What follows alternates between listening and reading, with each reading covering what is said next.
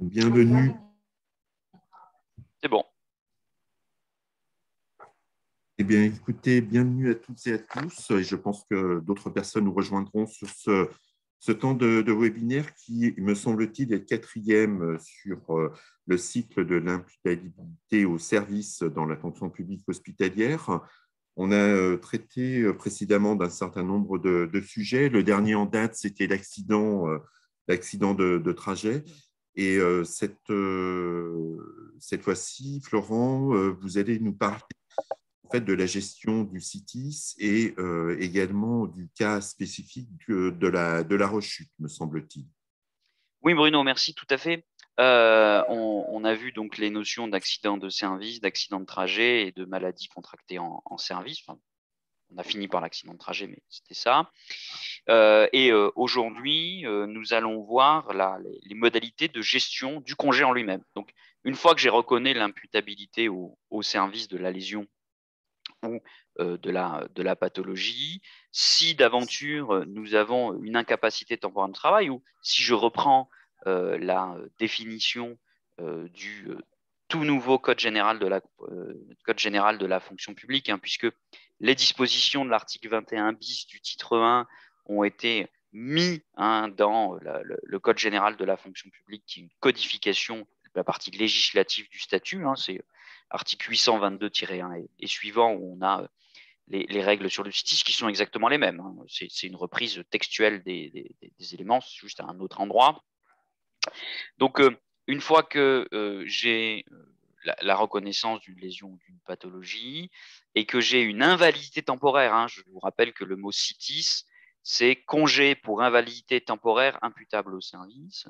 Donc, une fois que j'ai cette invalidité temporaire liée à cette lésion, eh bien, on va pouvoir octroyer ce congé pour invalidité temporaire imputable au service, ce CITIS, ce TIS qu'il va falloir gérer. Et donc, on va voir aujourd'hui comment gérer ce congé en lui-même.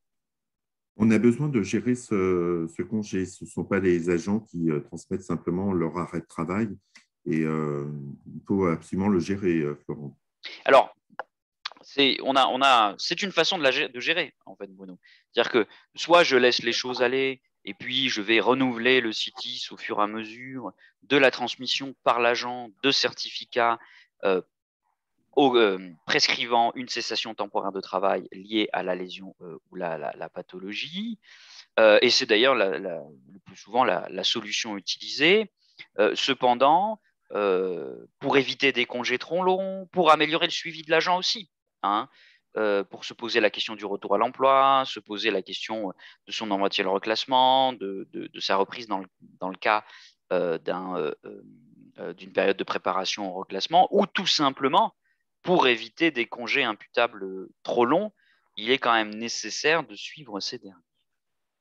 Le congé trop long, c'est-à-dire, Florent, qu'est-ce que vous appelez congé trop long? Alors, j'ai depuis une quinzaine d'années fait une petite sélection de records de durée de congés imputables. Des congés imputables au service de 10-12 ans, c'est quelque chose qui n'est pas rare. Et le record, c'était un congé imputable au service de 25 ans.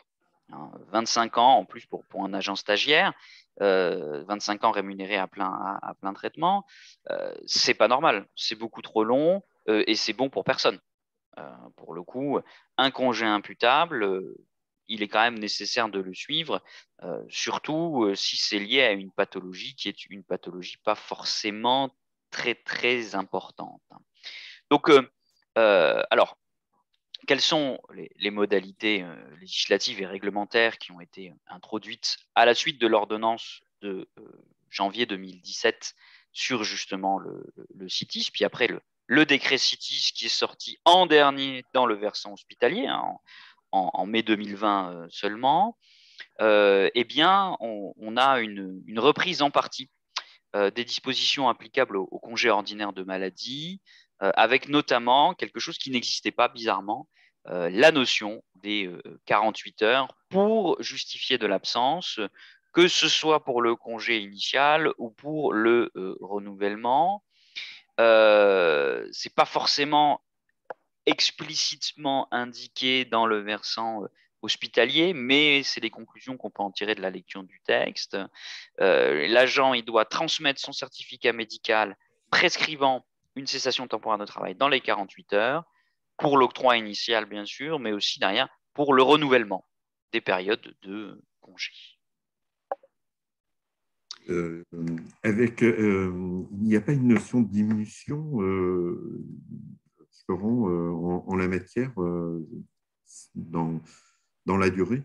Alors, vous avez raison pour le congé ordinaire de maladie, hein, que ce soit la justification ou la prolongation.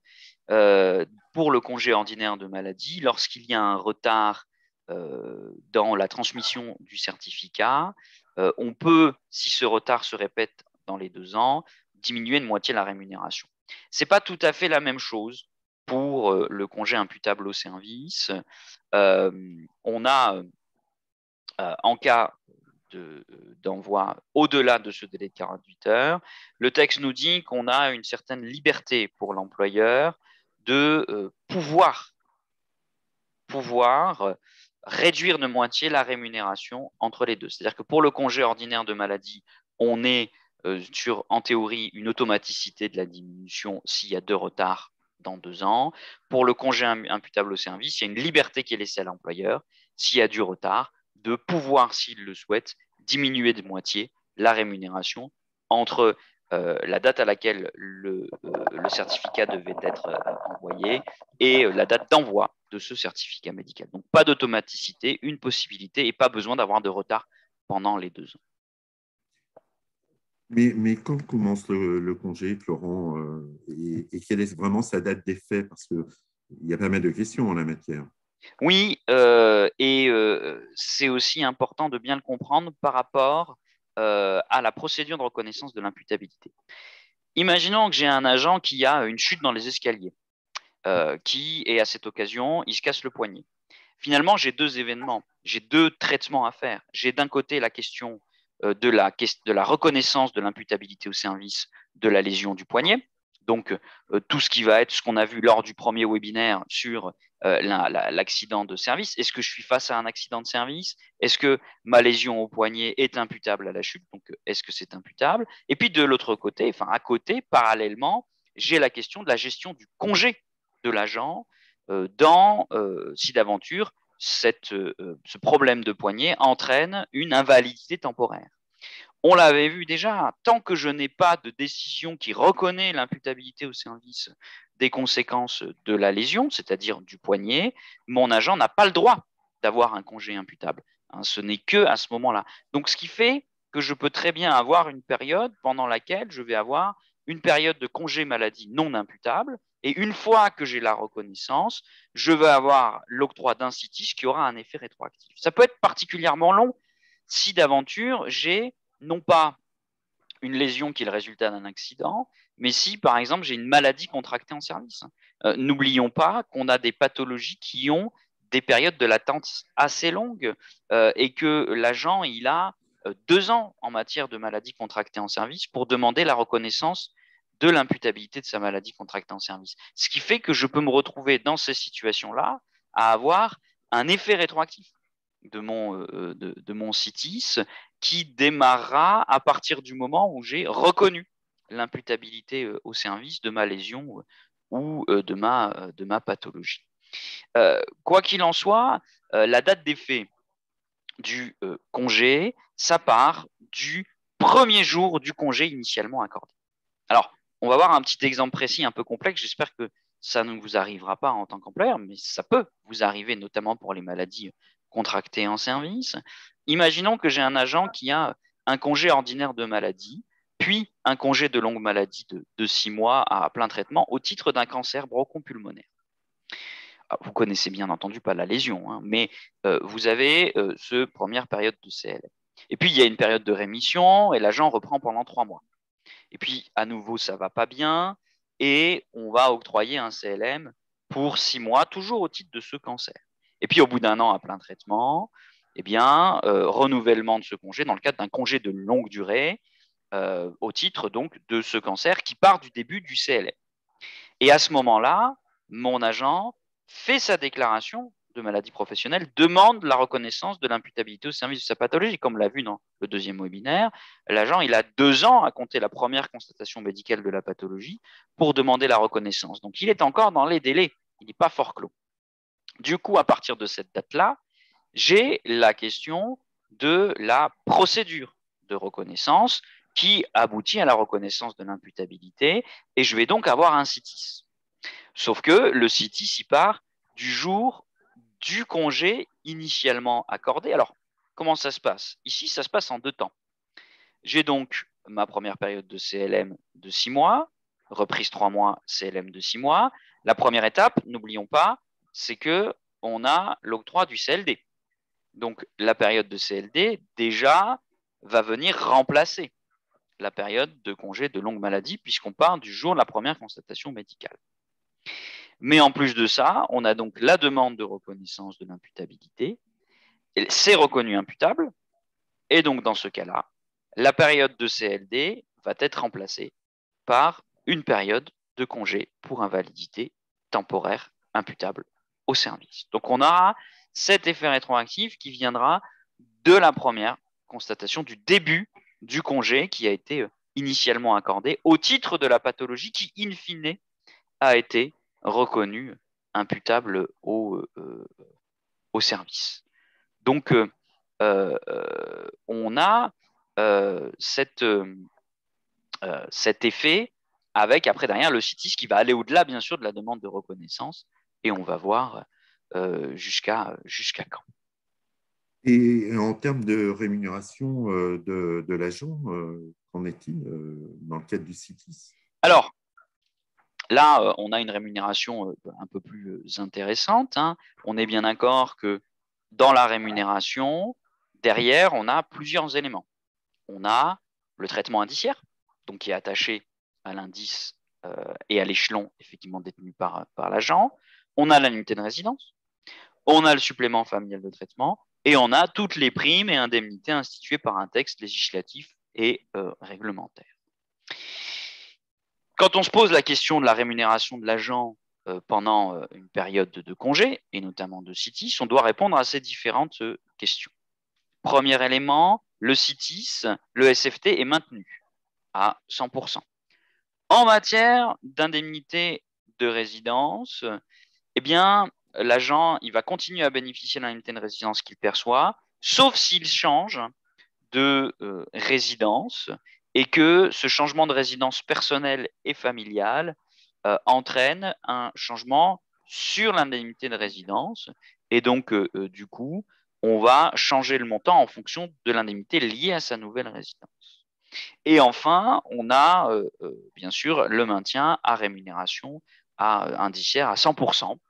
Hein, contrairement au CMO et aux autres titres de congé, et contrairement à ce qui existait avant, qui était le CLD imputable, où on avait 5 ans à plein, 3 ans et demi. Là, c'est plein traitement, Et les sans primes, limite.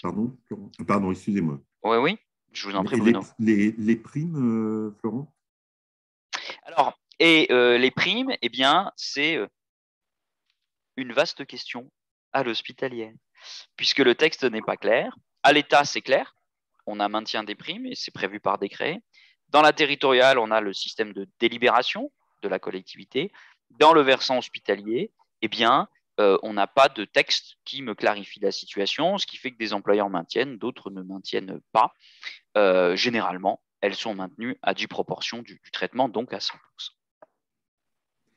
Juste, Florent, il y a des questions-réponses. Comment vous souhaitez les gérer? Est-ce que vous Là, pour l'instant, je le suis au fur et à mesure et j'ai vu que c'était pas. On verra au moment de la rechute la question. D'accord, ok. Donc, on gère les questions juste pour les participants au fur et à mesure. Donc, au niveau des primes, on a bien compris que rien n'était défini et qu'il fallait effectivement. Est-ce que vous pourriez juste repréciser les choses, Florence, sur les primes Oui, sur les primes, c'est les établissements qui sont libres de faire comme ils veulent. Généralement, on fait comme à l'État, c'est-à-dire qu'on va maintenir les primes, même si le texte n'est pas d'une clarté limpide. D'accord. Justement, donc on voit les éléments de rémunération.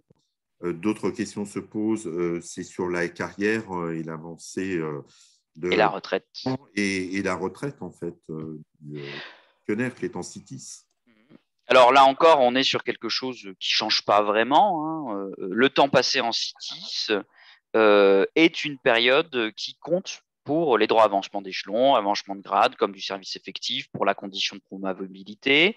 Et c'est aussi une période qui compte pour la constitution et la liquidation des droits à pension de retraite.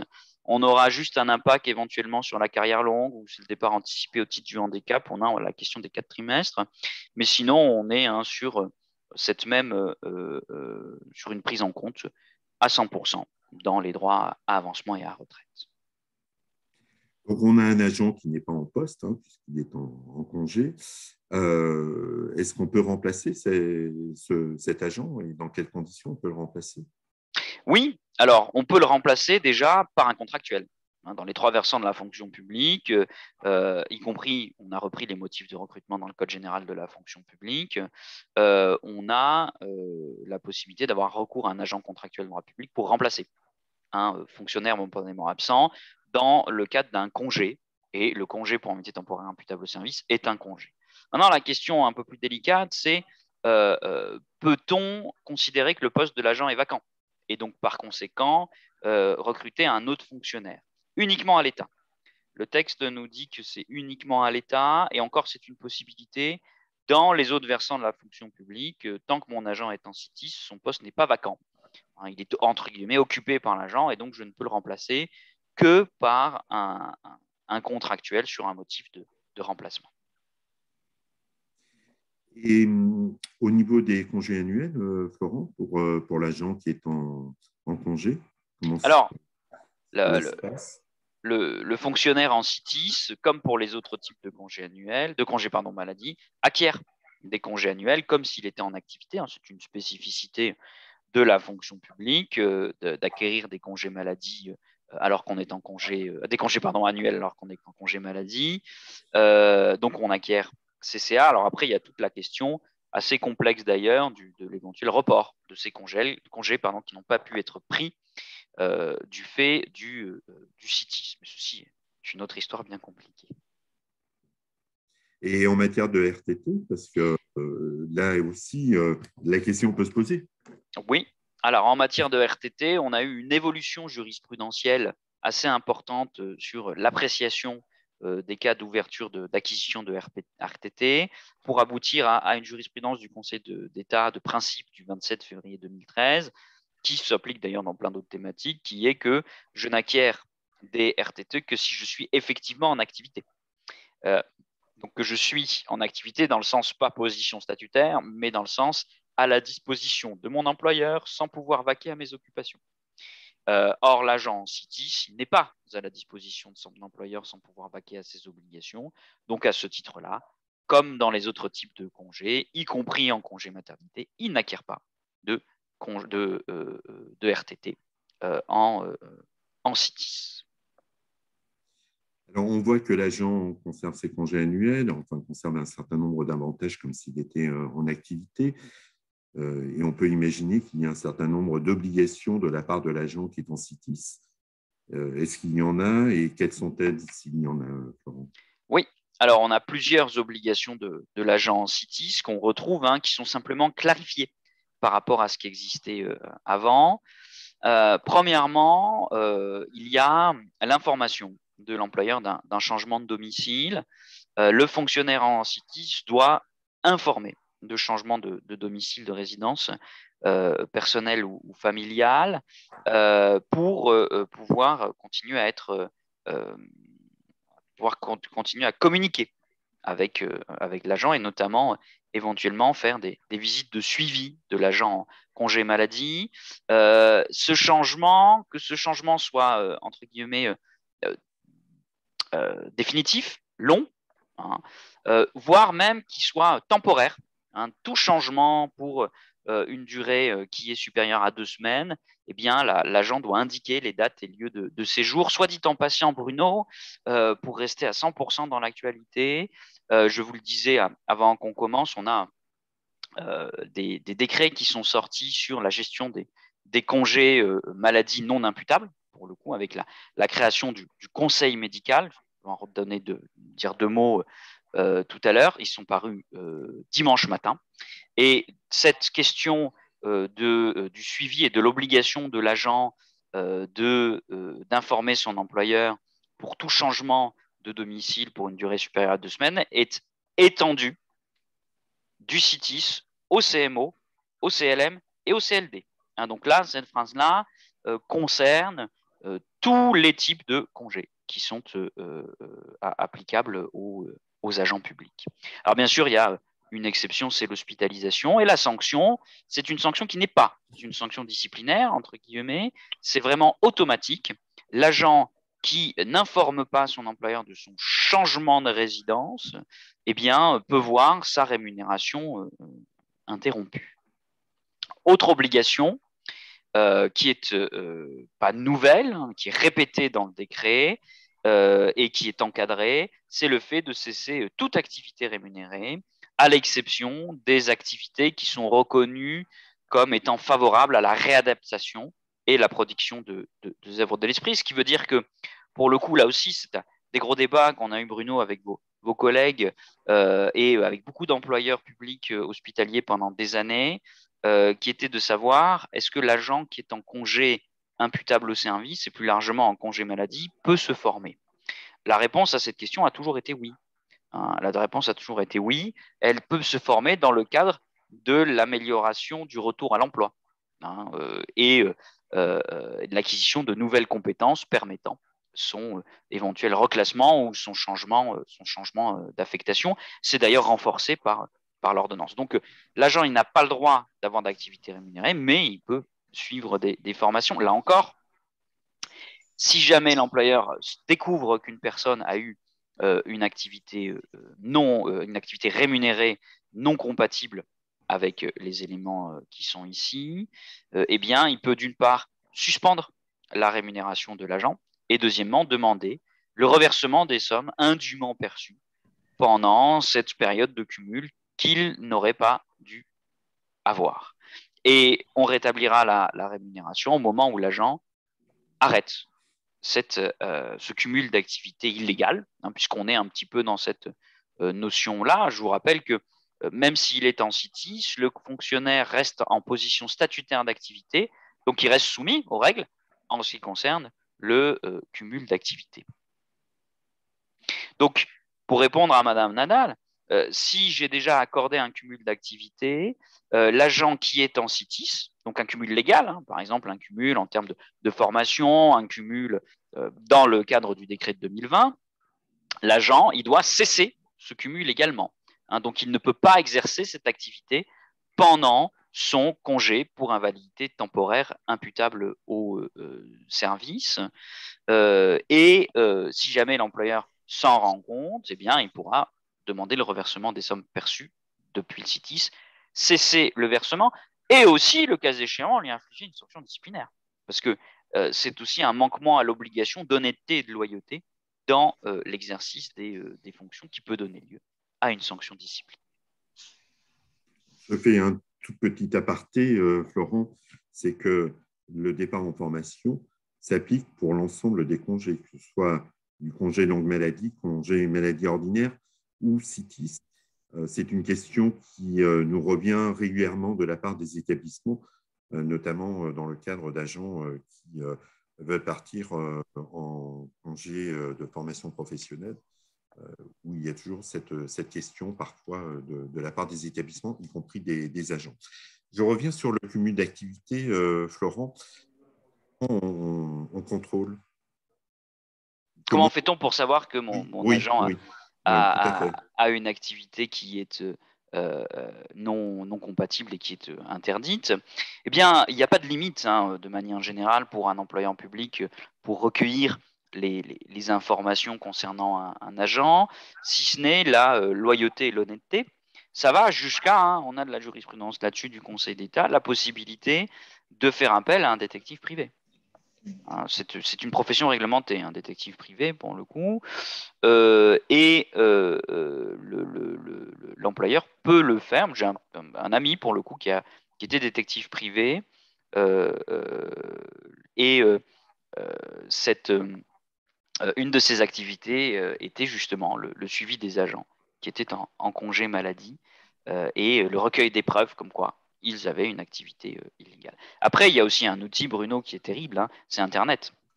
Hein, Oui, Internet, c'est ce que dit Mme Nadal, qui dit que les réseaux sociaux peuvent aider. voilà, peuvent aider tout à fait. Malheureusement, c'est quelque chose euh, qui est important. Alors, juste pour rebondir sur votre petite aparté qui est très intéressante, on a une question. Hein, nous étions en attente d'un texte permettant de réalisation d'une formation pendant un arrêt maladie, mais cela est déjà possible sans restriction, semble-t-il. Quel texte permet de mettre en œuvre ce point? Mais c'est tout simplement le même texte que depuis tout à l'heure, c'est-à-dire que le fonctionnaire en activité, en congé maladie, doit cesser toute activité, sauf ce qui est médicalement reconnu au titre de la réadaptation de la protection des œuvres de l'esprit. Enfin, pardon, la réadaptation à l'emploi. Ça a toujours été écrit comme ça et il n'y a rien de nouveau. La réglementation, l'ordonnance de 25 novembre 2020, enfin la loi de transformation, l'ordonnance, ne fait que répéter ce qui existait déjà, comme si c'était nouveau d'ailleurs, et ne fait que comment dire, essayer de structurer cette possibilité. Donc c'est vrai que le décret n'est pas encore sorti, mais on n'en a pas besoin. C'était déjà possible et c'est d'ailleurs très bien pour préparer la période de préparation au reclassement. Hein. Donc oui, alors après, il y en a qui pensent aux impôts. Hein, et la CNRACL sur la question du cumul. Oui, c'est vrai que avoir un fichier central pour savoir ce que font les agents, ça serait plus facile, mais en même temps, ce sont des règles, sans rentrer dans le détail, qui la segmentation des informations, ça permet aussi, c'est une garantie de liberté, en fait. Hein, et c'est pour ça qu'on n'a pas de fichier global sur lequel on appuie un bouton et on voit les éléments de chaque salarié ou de chaque agent. Maintenant, bon, partons du postulat comme quoi on est quand même sur des agents qui sont honnêtes. Je voudrais juste informer les participants plutôt que dans la discussion, vous avez Q et R. C'est Oui, là qu'il conviendrait de poser des questions pour qu'on puisse les prendre en compte et les gérer. Donc, merci Bruno. non, je vous en prie, Florent. On a vu un certain nombre d'obligations. Est-ce qu'il y en a d'autres? Oui, il y en a d'autres et qui d'ailleurs est en lien direct avec la question de la formation et du retour à l'emploi. C'est la question de la soumission aux visites de suivi et des médecins agréés organisés par l'employeur. Tout comme pour le cas du congé ordinaire de maladie, l'employeur public a la possibilité, à tout moment, d'organiser une visite de suivi de l'agent chez un médecin agréé. Alors, vous avez remarqué le vocabulaire que j'utilise. C'est le vocabulaire de visite de suivi et non pas de visite de contrôle. Pourquoi j'utilise ce vocabulaire-là? Parce que, eh bien, on a d'un côté la question en effet du contrôle. Est-ce que mon agent est toujours en incapacité temporaire de travail? Mais je pense qu'on peut en faire aussi un outil de retour et de maintien dans l'emploi. C'est-à-dire qu'au-delà de demander à un médecin est-ce que le congé de l'agent est justifié, ce qui revient grosso modo à lui demander de contrôler le boulot d'un de ses confrères, on peut peut-être lui poser les questions autrement, et d'ailleurs c'est la seule chose qui compte, c'est mon agent est-il apte ou pas à reprendre ses fonctions? Mon agent est-il apte à pouvoir reprendre sous réserve d'un aménagement? L'agent, au contraire, a-t-il une inaptitude qui semble s'inscrire dans la durée qui empêcherait une reprise de ses fonctions?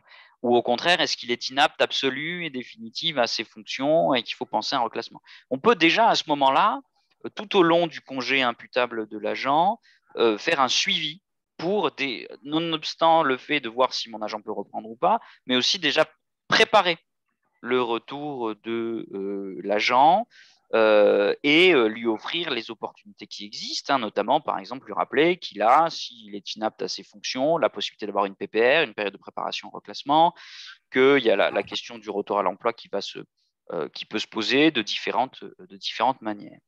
Donc, on peut en faire un outil de maintien dans l'emploi et surtout pour garder le lien avec l'agent, hein, et non pas un simple outil, entre guillemets, de contrôle.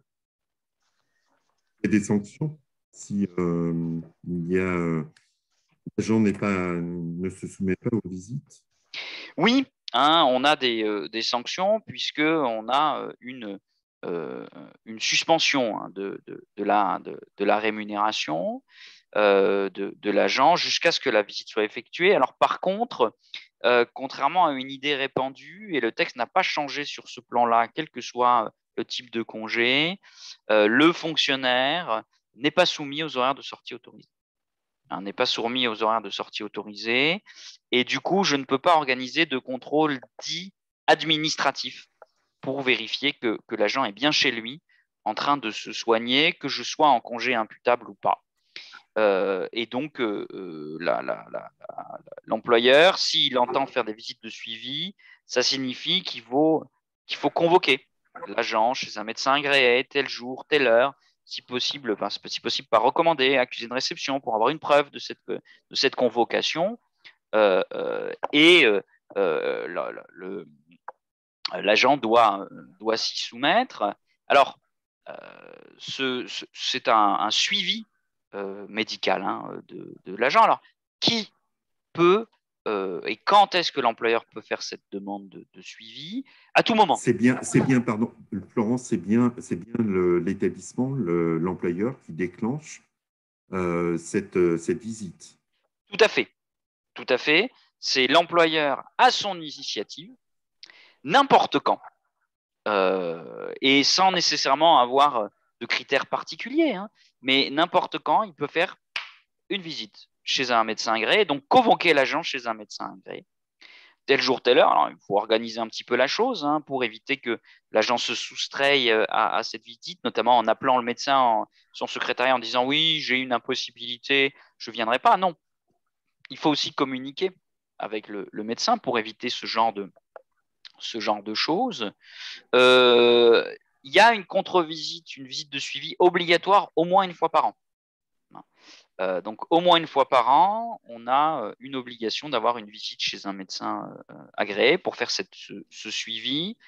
Et bien entendu, la commission de réforme est, pour le coup, à compter d'aujourd'hui, le conseil médical, hein, qui vient remplacer le comité médical de la commission de réforme, sans changement en termes de forme, hein, en termes de composition, mais c'est surtout un changement en termes de nom et d'organisation. Mais le conseil médical réuni en format qu'on appelle plénier, qui est en fait la commission de réforme d'hier, eh bien, peut être saisi soit par l'administration, soit par l'agent, des conclusions du médecin agréé. Bien entendu, encore une fois, ce que j'invite vraiment à faire, c'est d'en faire quelque chose de constructif et pas uniquement quelque chose de dissuasif ou de contrôle. Et si l'agent persiste en fait et ne vient pas, il n'est pas présent à ces convocations en quelque sorte, que se passe-t-il, Florent? Alors, il y a deux conséquences. Premièrement, on vient de le voir, c'est la suspension de la rémunération. Donc, je convoque l'agent chez un médecin agréé, il ne vient pas, le médecin informe, il n'est pas venu. J'écris à l'agent par recommandé, monsieur, madame, vous n'êtes pas venu, je suspends votre rémunération et je vous convoque à une autre visite. Si d'aventure l'agent persiste, hein, sur ce comportement, eh bien, le Conseil d'État a considéré qu'on pouvait considérer l'agent en situation d'abandon de poste et qu'à ce titre, on pouvait lancer la procédure d'abandon de poste. Donc, j'écris un premier courrier à l'agent en disant, voilà, tel jour, telle heure, j'ai convoqué chez le médecin agréé. Ce médecin agréé m'informe que vous n'êtes pas présenté à cette visite de suivi. Je vous mets donc en demeure de venir tel autre jour, telle autre heure chez ce médecin agréé. À défaut de présentation chez ce médecin agréé, je procéderai à votre licenciement pour abandon de poste sans les garanties de la procédure disciplinaire. Et si l'agent n'y va pas, je prends ma décision de radiation des cadres et de licenciement pour abandon de poste. Donc, c'est quand même assez, c'est une obligation assez importante aux yeux du juge administratif. Imaginons qu'à l'issue de ces contre-visites médicales, l'agent est apte à reprendre du service, alors peut-être avec des conditions aménagées, un poste aménagé, et que l'agent persiste et envoie des avis de prolongation au niveau d'un congé maladie. Comment, comment gère-t-on cette situation bien spécifique, mais qui peut parfois se rencontrer, j'imagine? Oui, bah, malheureusement, c'est assez fréquent, hein, et d'ailleurs pas que pour le congé imputable. Là encore, hein, le juge administratif, dès 2011, donc ça fait maintenant plus de 10 ans, s'est positionné sur la question. Le seul moyen que l'agent a de contester les conclusions d'un avis du médecin agréé, c'est la commission de réforme, aujourd'hui le conseil médical en formation plénière. Mais si jamais il ne fait que transmettre un certificat médical de prolongation sans éléments nouveaux, ce certificat médical, quelque part, n'existe pas, enfin du moins n'a pas d'effet juridique, et l'employeur peut là encore, si l'agent persiste, eh bien, lancer la procédure d'abandon de poste et du coup mettre en demeure l'agent de reprendre ses fonctions, même si le certificat médical de prolongation a été, a été promis, pardon, a été produit. Alors, un petit résumé par rapport Oui, à. c'est peut-être nécessaire, effectivement, pour revoir toutes les situations. Voilà. C'est, en tout cas, ce qui est sûr, c'est qu'il faut suivre un agent CITIS. Et d'ailleurs, de manière générale, Bruno, ce que je conseille, c'est de suivre un agent en congé maladie. De suivre, non pas physiquement jusqu'à chez lui. Ce que j'entends par là, c'est de garder le lien avec l'employeur. Et ce lien se garde notamment par des visites de suivi du médecin agréé. Donc, premier élément, hein, sur notamment l'issue du CITIS, j'ai mon agent qui est en CITIS et qui ne vous communique pas de certificat de prolongation.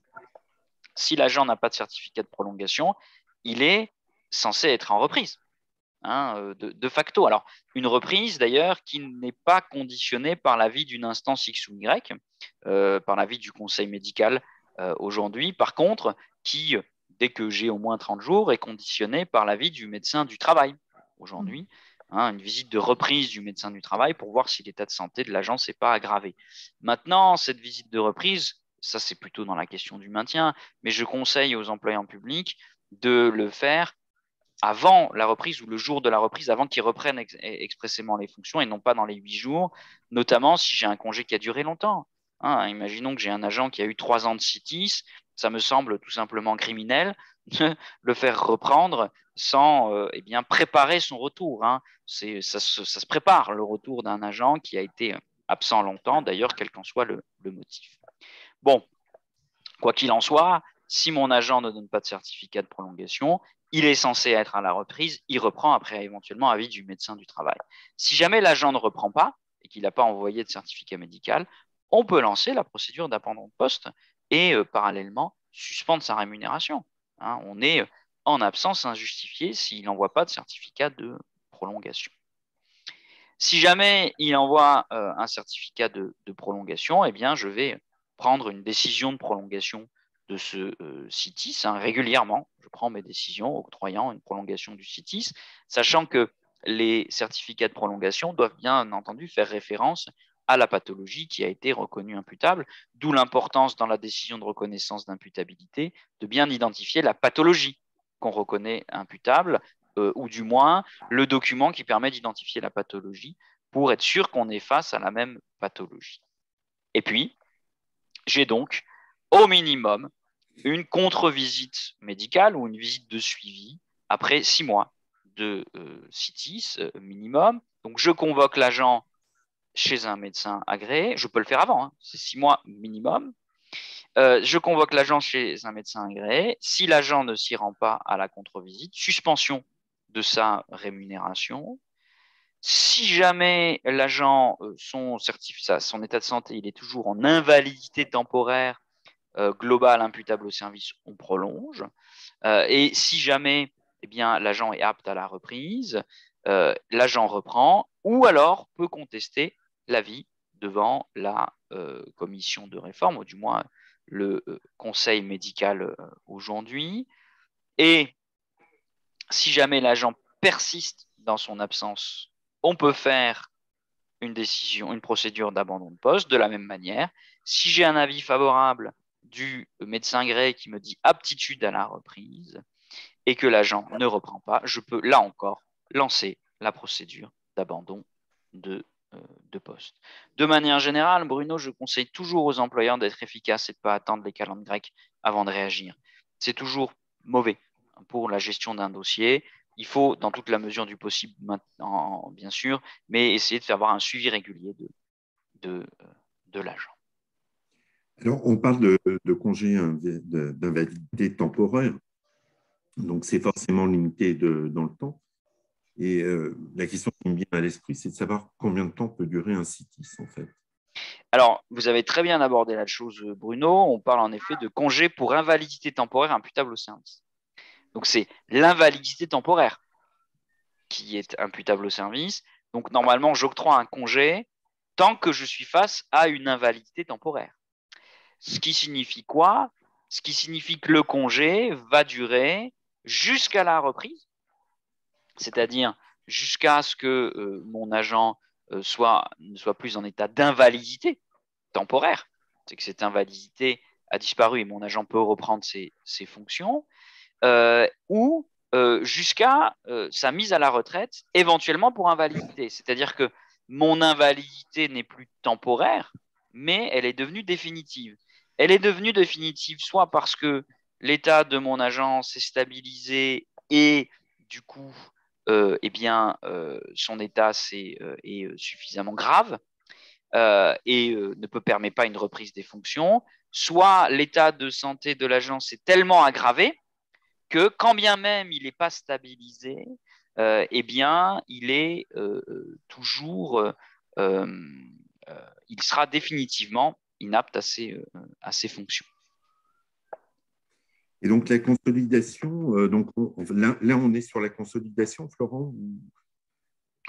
Alors, la consolidation, c'est une vraie question. Est-ce que la consolidation met fin au congé imputable au service?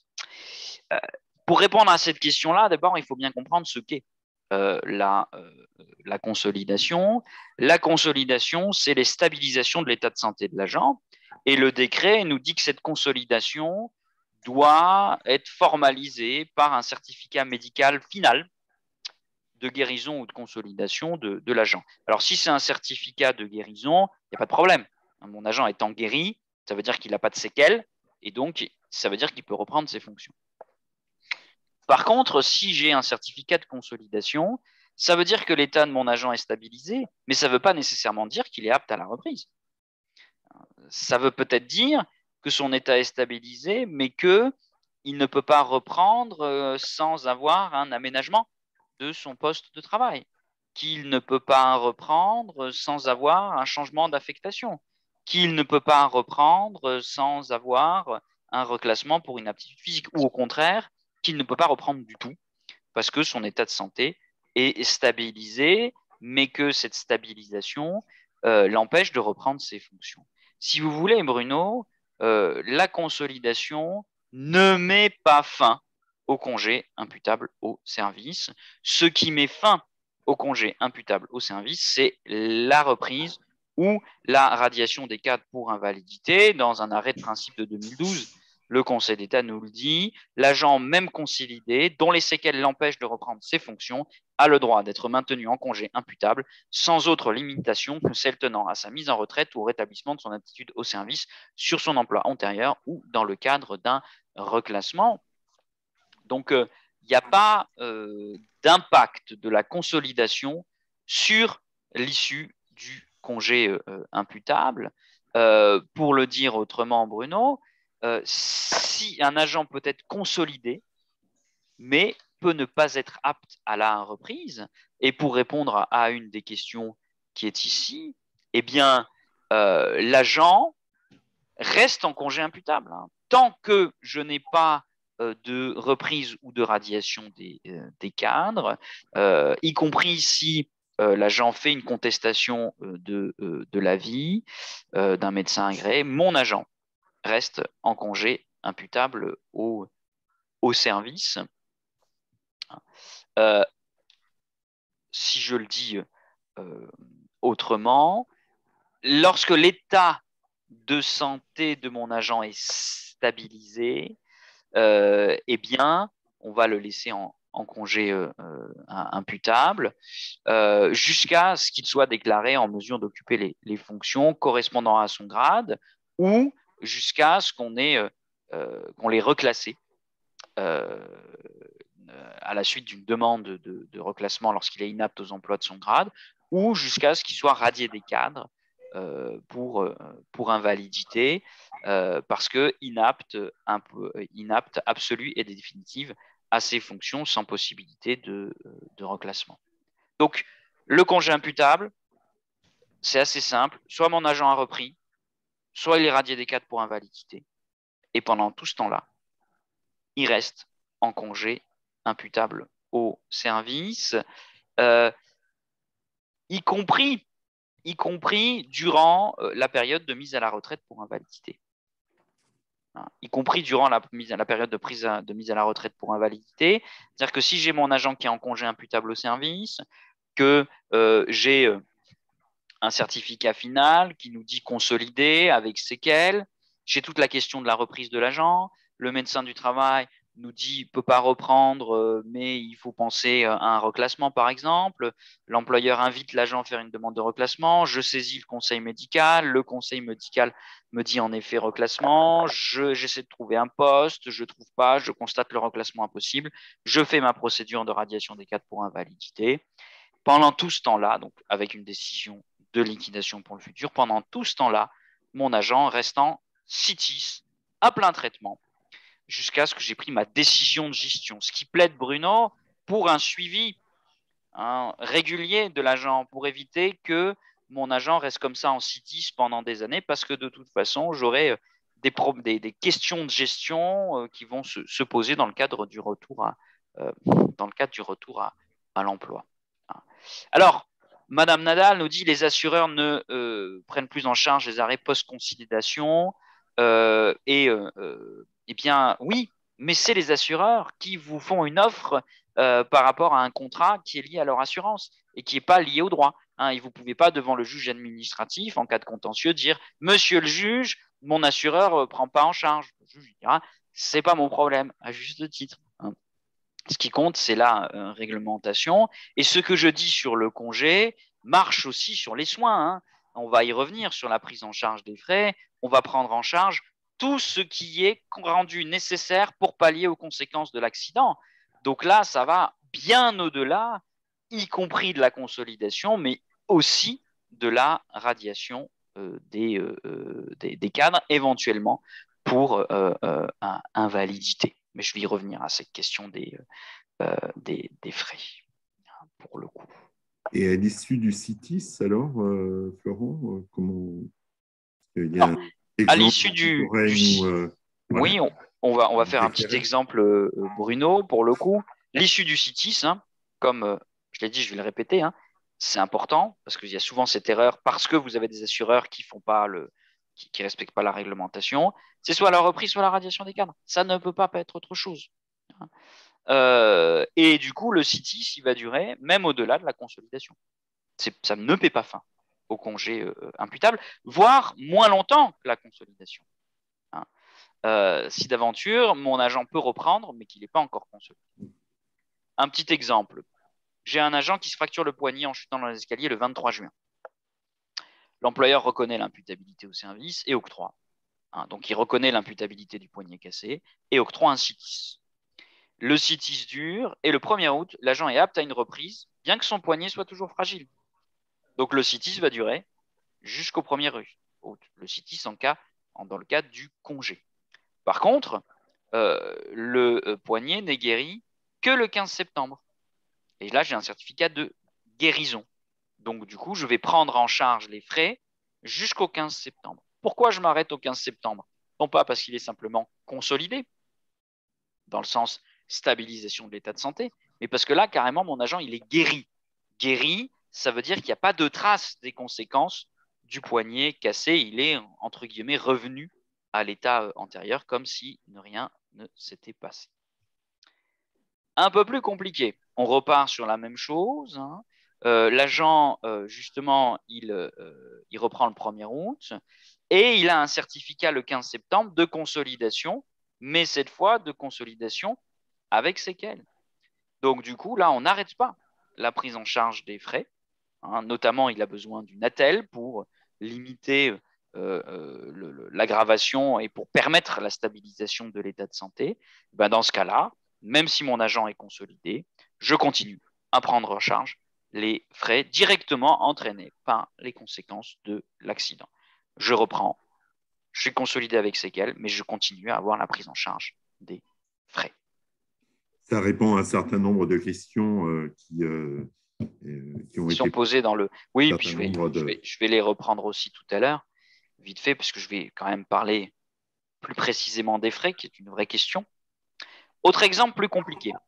J'ai un agent d'entretien qui déclare une hernie discale L4-L5. L'employeur reconnaît l'imputabilité, octroie un CITIS. Le 15 janvier, l'agent est consolidé avec séquelles, nécessitant un traitement pour soulager la douleur et ayant pour conséquence l'impossibilité de manipuler des charges supérieures à 5 kg. Donc, il est en CITIS, prise en charge des frais, 15 janvier, consolidation avec séquelles dans les conditions qu'on a vues. Sauf que mon agent, là, il ne peut pas reprendre immédiatement en tant qu'agent d'entretien dans la mesure où il est amené à manipuler des charges supérieures à 5 kg. Donc, du coup, l'employeur, il va réfléchir et chercher une nouvelle affectation. Le temps qu'il trouve une nouvelle affectation, dans la mesure où son poste est incompatible avec son état de santé, eh bien, l'agent, il reste en CITIS jusqu'à ce qu'on ait cette décision de changement d'affectation. Et en ce qui concerne les frais, ça continue. Ça continue. Vous voyez, la flèche ne s'arrête pas, sans limite de temps, parce qu'on a toujours besoin d'une prise en charge des frais qui sont consécutifs aux conséquences de la lésion. Donc, vous voyez, la consolidation a peu d'impact finalement sur la gestion du congé. Ce qui est plus important que la consolidation, c'est l'aptitude de l'agent à reprendre. C'est ça qui est l'enjeu principal. Alors, la consolidation, pour reprendre une question du fil de discussion, c'est premièrement, soit le certificat de consolidation d'un médecin, qui peut prendre la forme soit d'un CERFA, soit d'une simple ordonnance constatant la stabilisation de l'état de santé de l'agent. Ça peut être aussi le médecin agréé, qui nous dit que l'état de santé de l'agent est stabilisé. Ça peut être aussi un avis du conseil médical réuni en format plénier, c'est-à-dire ex-commission de réforme, qui nous dit voilà, consolidation à compter de telle date. Consolidation, encore une fois, ne veut pas dire guérison, ça signifie simplement stabilisation de l'état de santé de l'agent. Donc, jusqu'à ce que j'ai une reprise ou une radiation des 4, l'agent reste en congé imputable, Madame Raveau, sans avoir de certificat d'arrêt de travail. Hein. Si vous demandez à un médecin de faire un certificat d'arrêt de travail à un agent dont l'état de santé est stabilisé et donc consolidé, vous lui demandez de faire un faux. Il faut bien comprendre que le congé imputable au service, comme les autres types de congés maladie, ce sont des décisions administratives qui sont prises par les employeurs sur la base d'une situation qui est administrativo-médicale. Un état d'invalidité temporaire, ça peut être un état d'invalidité temporaire qui est lié à un pur état de santé, c'est-à-dire l'agent est malade et son état évolue et a des possibilités d'évoluer positivement, mais ça peut être aussi une invalidité temporaire, entre guillemets, administrative. Là, dans le cas de mon agent adjoint d'entretien, à compter du 15 janvier, son état est consolidé, ça veut dire qu'il est stabilisé. Donc, ce n'est pas son état de santé, entre guillemets, temporaire qui l'empêche de reprendre ses fonctions. Ce qui l'empêche de reprendre ses fonctions, c'est l'impossibilité d'articuler ses limitations fonctionnelles, qui ne sont pas de charge supérieure à 5 kg, avec les conditions d'exercice de ses fonctions, où il est amené à manipuler des charges supérieures à 5 kg. Du coup, le temps qu'on arrive à trouver une solution via un aménagement des conditions de travail ou via un changement d'affectation, mon agent est en invalidité temporaire administrative. C'est du fait de l'inadéquation de ses restrictions avec les conditions d'exercice de ses fonctions qu'il ne peut pas reprendre ses fonctions. Et non pas du fait de son état de santé. Donc, pas besoin de certificat médical, décision de maintien en CITIS, jusqu'à ce que j'ai trouvé une solution, ou alors que je constate la solution impossible. Si, bon là, ce n'est pas une grosse restriction, mais si j'ai un agent qui a énormément de restrictions, la question de la possibilité de l'aménagement, de la nouvelle affectation ou de la possibilité de reclassement peut aboutir au constat de l'impossibilité de reclassement et du coup d'une radiation des cadres pour invalidité, éventuellement d'office de l'agent. Dernière question sur cette question de consolidation. Un agent qui fournit un certificat médical de consolidation avec séquelles et que l'on a envoyé vers un expert qui a rendu ses conclusions d'un chiffrage de séquelles et d'une durée de soins post-consolidation de 6 mois, par exemple, doit-on prendre en charge les soins au-delà de 6 mois? Alors, bon, je vais y en parler derrière. C'est tout à fait possible, Monsieur Nogales, à partir du moment où, derrière, j'ai un lien entre les soins rendus nécessaires et l'accident, mais ça, je vais en reparler derrière. C'est tout sauf carré et complètement mécanique, hein, cette question de consolidation. C'est au cas par cas par rapport à la situation de l'agent. D'où le Donc, suivi individuel, en fait. D'où le suivi tout à fait individuel, et c'est pas sans lien avec l'aménagement, le reclassement et la nouvelle affectation. Tout ça est tout à fait lié. Alors, en ce qui concerne cette gestion, un petit schéma récapitulatif, j'ai un agent qui est en CITIS, donc qui est en congé imputable. Il y a un certificat du médecin ou une cessation de transmission des certificats d'arrêt de travail, reprise. Après, il y a la question du temps partiel pour motif thérapeutique, c'est un autre sujet. Il est réintégré dans son emploi ou réaffecté dans un emploi correspondant à son grade. Bon, là, dans la fonction publique hospitalière, ça pose peu de questions parce que, eh bien, il est resté sur son poste. Hein, on a dit, son poste n'est pas vacant. Donc, du coup, il reprend. Hein, il n'y a pas de question d'avoir un poste correspondant à son grade. Puis, je peux avoir la situation de l'employeur qui fait une contre-visite, donc une visite de suivi chez le médecin agréé. Si l'agent est apte, il reprend. S'il est apte avec aménagement, eh bien, j'essaie d'aménager le poste. Cette visite se fait au moins une fois par an. Si l'aménagement de poste est impossible, je cherche une nouvelle affectation correspondant au grade de l'agent. Et si la nouvelle affectation est impossible, je vais tenter de reclasser l'agent. Et si jamais j'arrive pas à le reclasser, ou s'il est inapte définitive à toute fonction, je vais pouvoir le radier des cadres pour invalidité. Radiation des cadres pour invalidité, je vais y revenir, qui peut se faire d'office après l'expiration d'un an de CITIS. Hein, c'est-à-dire que j'ai un agent en CITIS, je fais une visite de suivi, le médecin agréé me dit inapte absolue et définitive à ses fonctions sans possibilité de reclassement, je peux lancer la procédure de radiation des cadres pour invalidité d'office en tout état de cause pendant toute cette période jusqu'à ce que j'ai une solution de gestion. Mon agent me est resté en CITIS à partir du moment où il était en état d'invalidité temporaire médicale, entre guillemets, évolution de l'état de santé, ou qu'il est en invalidité temporaire, entre guillemets, administrative, c'est-à-dire qu'on est dans un temps où je suis en train d'organiser le retour de l'agent de manière à articuler ses restrictions et son état de santé, ou alors, si c'est impossible, durant toute la procédure nécessitant l'avis des différentes instances, et notamment hier de la commission de réforme, aujourd'hui du conseil médical.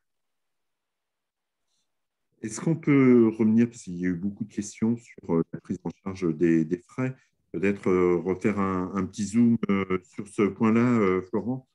Avec plaisir, Bruno. Rien n'est forcément très clair et évident.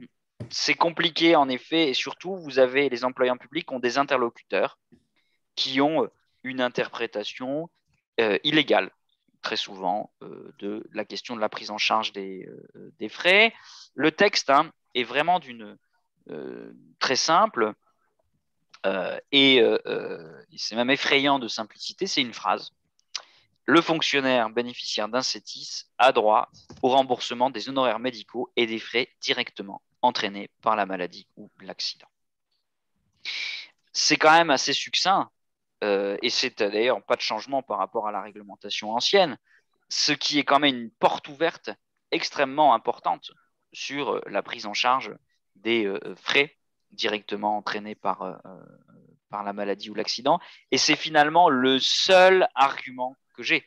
Vous remarquez ici, Bruno, qu'il n'y a nulle part le mot de consolidation, ni le mot de guérison. On nous dit qu'on a le droit à la prise en charge des frais directement entraînés par la maladie ou l'accident. Remarquez que c'est les honoraires et les frais. Ça veut dire qu'on va au-delà de la prise en charge de tout ce qui est purement médical et qu'on peut se retrouver, on va le voir dans quelques JP, à la prise en charge des éléments qui sont liés à la souffrance, qui sont liés aussi au confort de l'agent. Donc on a pas mal une euh, grande largesse dans la prise en Ça peut charge. être un puits sans fond. Ça peut être un Oui, puits sans c'est fond. ça, ça peut être un puits sans fond, en effet. Alors, on a une liste non exhaustive de documents, d'éléments pris en charge euh, euh, par, euh, dans les circulaires. Euh, et derrière, cette liste, elle n'est absolument pas exhaustive. Elle n'est absolument pas limitée. Il y a une liberté pour l'employeur, pour l'agent, pardon, de choisir son médecin, son établissement et autres. Et finalement, l'employeur, il peut contrôler que deux choses. Il peut contrôler que l'exactitude matérielle de la dépense, bien sûr, où il va demander des preuves de la dépense. Et la deuxième chose qu'il va pouvoir contrôler, et là c'est un petit peu plus compliqué, c'est l'utilité de la dépense. C'est l'utilité de la dépense, c'est-à-dire est-ce que la dépense est une dépense rendue nécessaire pour pallier aux conséquences directes de l'accident ou est-ce que c'est une dépense de confort. Je peux aller me faire soigner dans n'importe quel établissement, privé, public, en France, en Espagne ou aux États-Unis, peu importe. Par contre, si le montant de la prise en charge est disproportionné par rapport au montant de prise en charge que je pourrais avoir de manière simple, l'employeur pourra se limiter à une prise en charge qui est une prise en charge dans l'hôpital public avec le montant de l'hôpital public. Hein, j'ai eu un cas dans un agent qui était un agent d'un centre hospitalier d'une ville thermale qui est dans l'Ouest et qui a décidé d'aller faire une cure thermale dans le cadre d'asthme chronique professionnel en Savoie. Elle y est allée en taxi, dans un établissement privé, chez une amie et a demandé le remboursement de l'estimation de la consommation d'eau et d'électricité de chez son ami. Bien entendu, ça, je ne prends pas en compte parce qu'elle aurait très bien pu se soigner dans la ville où elle est originaire, qui est une ville d'eau, dans les conditions qui sont les conditions de prise en charge du public sans avoir des dépassements d'honoraires un petit peu importants. Donc, on peut se baser grosso modo sur les prises en charge sécurité sociale. Simplement, il faut de la souplesse pour cette question de l'utilité. Bien entendu, il y a tout ce qui est dépenses de confort, par exemple le supplément pour chambre individuelle, on ne le prend pas en charge. La question de l'utilité, c'est-à-dire là, a posteriori, on nous dit que des factures d'ostéopathie, eh bien, ça doit être pris en charge sans prouver le lien entre l'événement et la nécessité d'avoir ces factures. Remarquez que je parle d'ostéopathie, c'est-à-dire qu'il n'y a pas un refus de principe de prendre en charge les frais d'ostéopathe. La question de la preuve, là, des frais d'une radiologie, euh, et la question de la preuve des conséquences dans la prise en charge des frais post-consolidation. Pour le dire autrement, j'ai pas de limite hein, et pour répondre à plusieurs questions qui ont été posées, la consolidation ne met pas fin à la prise en charge des frais. Ce qu'il faut apporter, c'est la preuve du lien entre la nécessité d'avoir ces dépenses et l'événement qui a été reconnu imputable au service, la lésion qui a été reconnue imputable, avant ou après la consolidation. Les certificats post-consolidation de prise en charge de soins, oui, bien sûr, je prends en charge, mais un agent pourrait même plus tard demander la prise en charge de soins ou de frais. Par contre, il faudra qu'il apporte la preuve de la nécessité. Donc, si je comprends bien, Florent, l'établissement est en droit de demander la preuve auprès du fonctionnaire, auprès de l'agent. Tout à fait. Hein.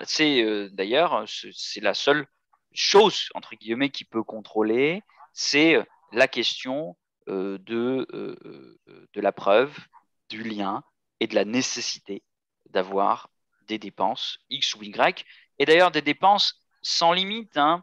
Là, ici, 60 000 € de frais pour une personne qui a dû suivre des séances de psychothérapie pendant plusieurs années.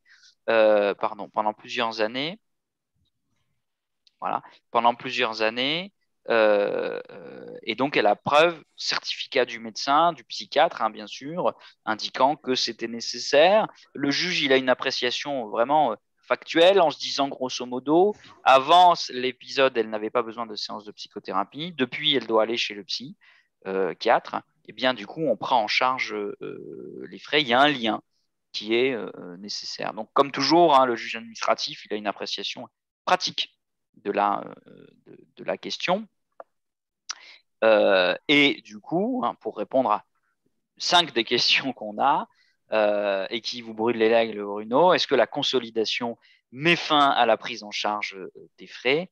Eh bien, pas nécessairement. Hein, ce n'est pas parce que je suis consolidé que je n'ai plus le droit à la prise en charge des frais. Bien que l'expertise psychiatrique établisse que l'état de santé de l'agent peut être regardé comme consolidé, il n'en demeure pas moins qu'une prise en charge par psychothérapie et traitement psychotrope est toujours nécessaire. Et donc, on prend en charge ces frais-là à partir du moment où j'ai des preuves du médecin, d'un médecin indiquant qu'il faut la prise en charge de ces frais pour pallier donc à ces problématiques de psychothérapie. On est bien d'accord, Florent, pour répondre à une question, que la preuve doit être médicale. Oui, bien sûr, il faut un certificat médical hein, d'un médecin X ou Y, et on peut le remettre en cause. Hein. Comme pour la question de l'imputabilité, eh bien, on peut demander l'avis d'un médecin agréé, puis après du conseil médical réuni en format plénier pour se poser la question de l'opportunité de la dépense. Alors, il y a un point qui a déjà été abordé dans une des questions, c'est la dimension de la rechute. On peut être en cyclis, être consolidé, être en reprise de travail et rechuter. Et comment on gère cet aspect de rechute, Florent? Alors, déjà, qu'est-ce que c'est que la rechute? La rechute, c'est l'aggravation subite et naturelle de l'état de santé de l'agent postérieurement à une date de guérison ou de consolidation sans intervention d'un événement extérieur. Donc, c'est l'aggravation théoriquement subite et naturelle. Parce que si j'ai un nouvel événement, j'ai un nouvel accident. Et du coup, j'ai la procédure de reconnaissance de l'imputabilité de l'accident qui va se développer. Donc là, on n'a pas d'événement et cette absence d'événement n'empêche pas l'aggravation subite et naturelle de l'état de santé de l'agent. C'est la cause initiale. C'est la cause initiale, c'est-à-dire que d'accord. Voilà, c'est ça, hein, c'est que je me suis fait mal au poignet. Mon poignet est consolidé, avec ou sans séquelles, hein, peu importe. Et l'état de mon poignet s'aggrave sans nouvel événement. Hein. J'ai eu un cancer reconnu imputable et j'ai une rechute de mon cancer, aggravation subite et naturelle. Alors, en effet, hein, la question finalement est un petit peu la même. C'est est-ce que l'état de santé est en lien direct avec l'état de santé qui a présidé initialement à la reconnaissance de l'imputabilité. En fait, on se pose une question de l'imputabilité sans se poser la question des conditions administratives de l'imputabilité. On va plus se poser la question de savoir si c'était un accident de service, un accident de trajet ou une maladie contractée en service. On se pose uniquement la question du lien médical nouveau entre le nouvel état qui s'est aggravé et l'état antérieur. Du coup, la question qui a été posée, peut-on parler de rechute s'il n'y a pas de consolidation? J'aurais tendance à dire que normalement non, mais en même temps, peu importe. Parce que de toute façon, on se pose la même question qui est celle de savoir si l'état de santé de mon agent, nouveau, aggravé, est oui ou non imputable à l'état de santé qui a présidé au congé initial. Donc, si je n'ai pas eu de certificat de consolidation, c'est peut-être que l'état de santé de mon agent n'a jamais été consolidé, hein, qui n'a jamais été stabilisé et qui a tout simplement une aggravation.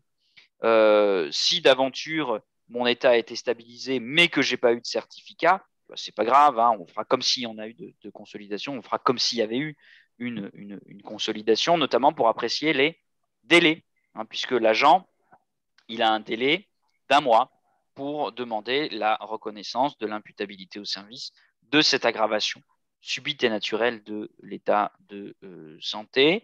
Donc, c'est un délai différent encore des délais qu'on a vus, hein, qui étaient 15 jours ou 2 ans.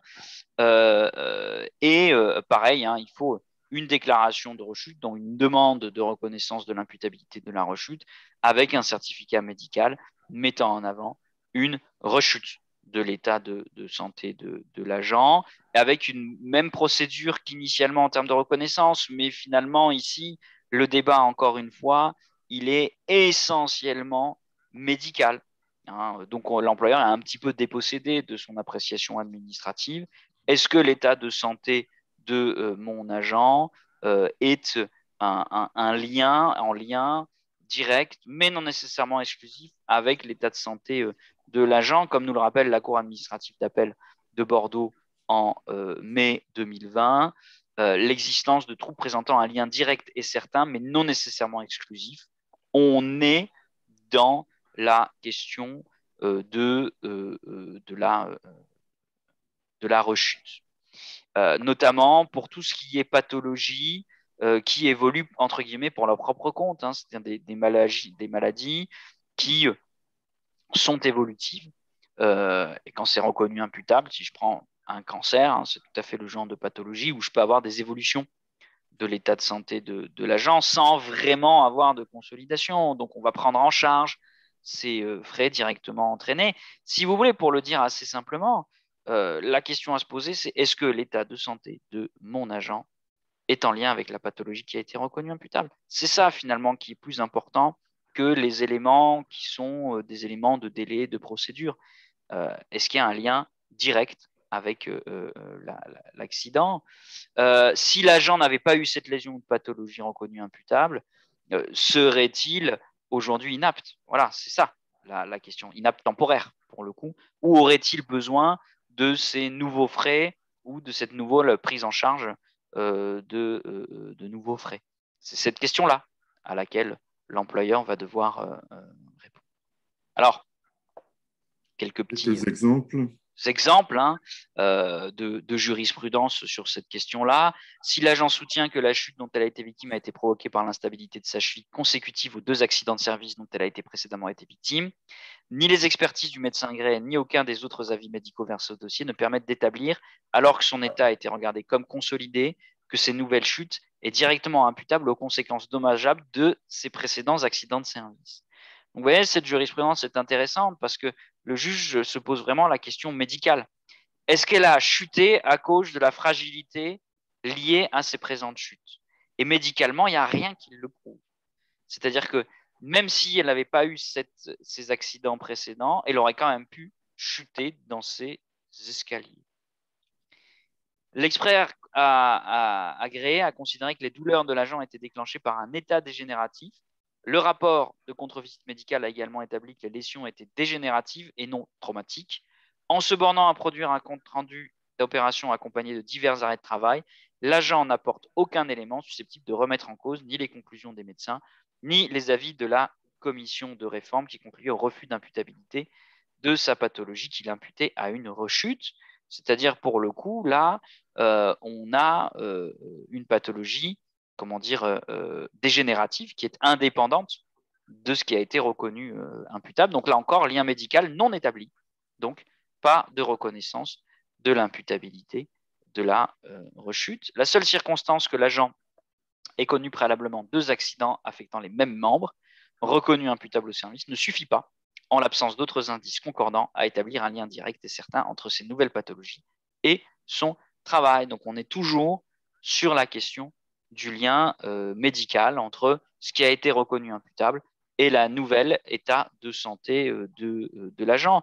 Pour le dire autrement, mis à part les pathologies au long cours qui sont reconnues imputables au service, donc ça ne peut pas être du dégénératif pour le coup, puisque ça, c'est d'autres origines, eh bien, c'est finalement assez rare, hein, la rechute, parce qu'on est plutôt sur un nouvel événement, mais l'aggravation subite et naturelle est plus rare. Alors, on va reprendre les questions, hein, parce que c'est un sujet important. Comment instruire une demande de rechute si l'agent n'a pas transmis de certificat médical final? L'absence de certificat final accompagné de l'absence de certificat de prolongation durant plusieurs années laisse-t-elle l'accident de service ouvert ou peut-on instruire une rechute? Alors, pour le coup, vous l'instruisez de la même manière qu'une rechute parce que vous vous posez la même question. Est-ce que l'état de santé de mon agent aujourd'hui est lié à la pathologie initiale? Mais d'ailleurs, pour le coup, monsieur Dessaigne, c'est une question que vous pouvez toujours vous poser, même durant un CITIS, hein, toujours cette question du lien entre la lésion reconnue imputable et l'état de santé de l'agent. La prise en charge des frais éventuels doit-elle être maintenue après la consolidation? Oui, possiblement.